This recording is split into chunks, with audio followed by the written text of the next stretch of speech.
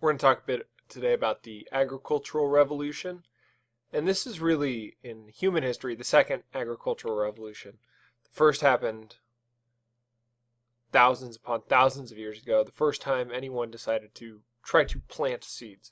But this one takes place in Europe in truly the 17th and 18th century, and it really is important. It comes on the heels of the scientific revolution and the Enlightenment and really makes massive changes in the way people live and people eat. So before this agricultural revolution, you have farming as being the predominant occupation for most of Europe. It's something like 90% of people are involved in farming. And that's in Western Europe. In Eastern Europe, it's probably even higher.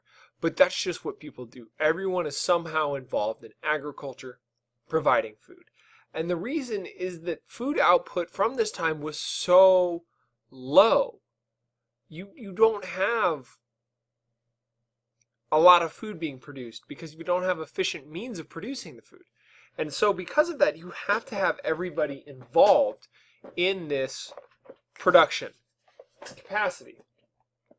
The production of food is also low because there's lots of crop failure at this time.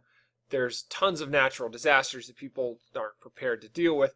And they're really short-sighted, and people aren't storing food. Now, part of that is they don't have the technology to store food. They don't have the capacity. And part of it is just that they're not producing enough food for people to continue to reserve some, to hold some back in case of bad times. So you kind of have all of this piling on.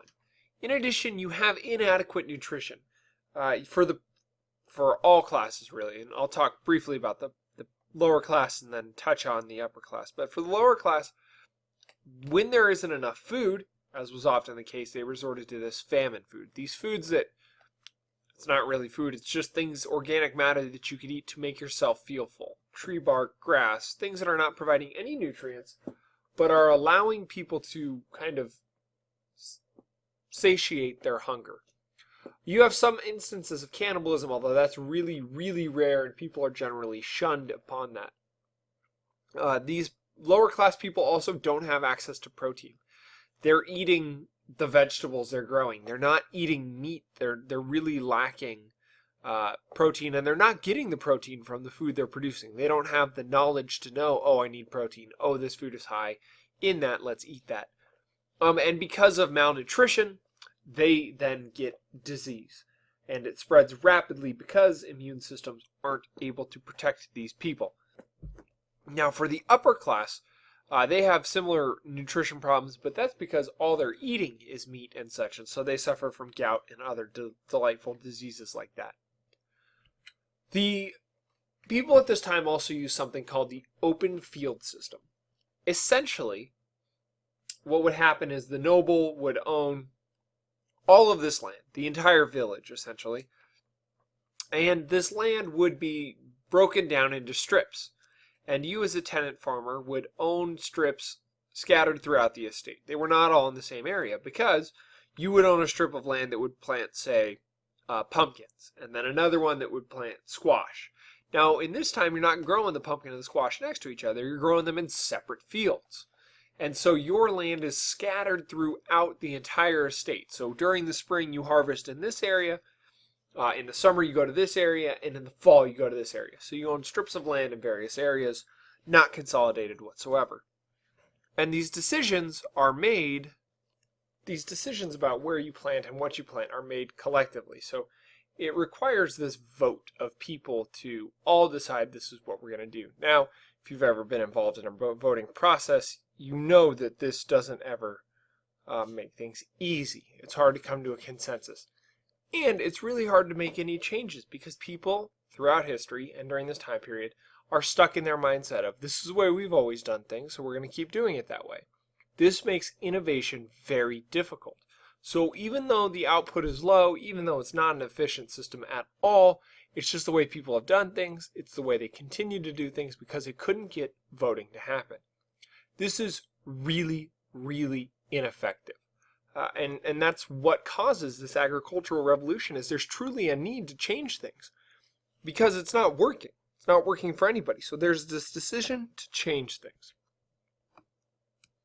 And this is an example of the open field system and what that would have looked like.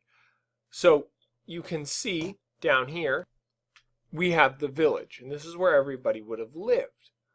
And you can see that they would have owned these various strips of land throughout. So maybe you're planting in springtime over here, in autumn you plant on this strip, and that's kind of the way things would work. Now you also see that they would leave this land fallow. This was part of the crop rotation system of the open field system. Because these plants exhausted the nutrients in the soil, every 3 years they would have to leave these areas essentially alone to let the weeds grow and let the nutrients, the nitrogen specifically, come back into the soil. And so it's just not effective at all. And so these people would have their land in various areas. Now there was these common pastures where people would graze their cows and their sheep and pigs and whatever else they needed to. And this area was communal land. No one owned this. It was just a big grass area. Likewise, you would have had a meadow here nearby as well. But you can see the strips of land these would have been divided into, each owned by a different tenant farmer. And this is, again, a really, really inefficient system of farming and producing food. And so the agricultural revolution begins, and it really begins in kind of two ways. First, it's with this enclosure movement, where people begin saying, hey, I'll trade you my strip of land over there for your strip of land right here, consolidating their holdings so that it's all near each other. So essentially you suddenly have the beginnings of property, right? I own this land, and this is where I farm. And then, because that was their land and they didn't have to answer to anybody else, it enables them to try new things. They're much more likely to try something new when it's them taking the decision and them taking the risk, rather than having to convince other people that these risks are a good idea. So you start to have these innovations, new things, new crops being planted, new methods of planting, new methods of plowing. And this is coming out of the scientific revolution. People are trying to apply this reasoning and empirical evidence to agriculture and see how that can get better. You also have this crop rotation, where instead of having to let a field fallow, people realize that if they spend a year growing certain types of plants, alfalfa, things of that sort, it would restore the nutrients to the soil. And that could also be used to feed their animals. And so this is kind of a 2-for-1 thing. And this allows for people to grow more. You're not letting 1/3 of your land just sit there be useless. You're able to grow on all of this land all the time. There's also new fertilizers that come into play, which produce more food, larger food, and is more efficient overall. So this is really the crux of this agricultural revolution, is when this enclosure movement happens. When people start fencing off their land, saying, I am owning this land and I can do what I want with it. It's no longer a communal decision, it's my decision, and I'm going to try new things. And these people actually build fences around it to enclose their land, hence the name. And from there, you start to see this distribution of this land and new ideas spring forth. And there's some other innovations that happen. And really this begins in the Netherlands and the Low Countries, Belgium and Luxembourg, for a couple of reasons. First, it's one of the most densely populated countries in Europe. There's a lot of people and not a lot of land. And so if you're not producing enough food, people are going to die. And this lack of farming land really encourages them to try out new things. At the same time, you see this growth of towns and cities, in part because of all the trade in the Dutch Empire. And this is causing more people to move in, more people who need to be fed, still on the same amount of land. So the Dutch kind of look around and say, we have to figure something out. This current system is not working. And so they start trying new things. They also start digging out certain lands that had been marshlands or wetlands and draining them in order to produce more farmland. Very quickly, England sees how efficient this is and takes this home and starts changing things in England. The main guy who does this is Jethro Tull.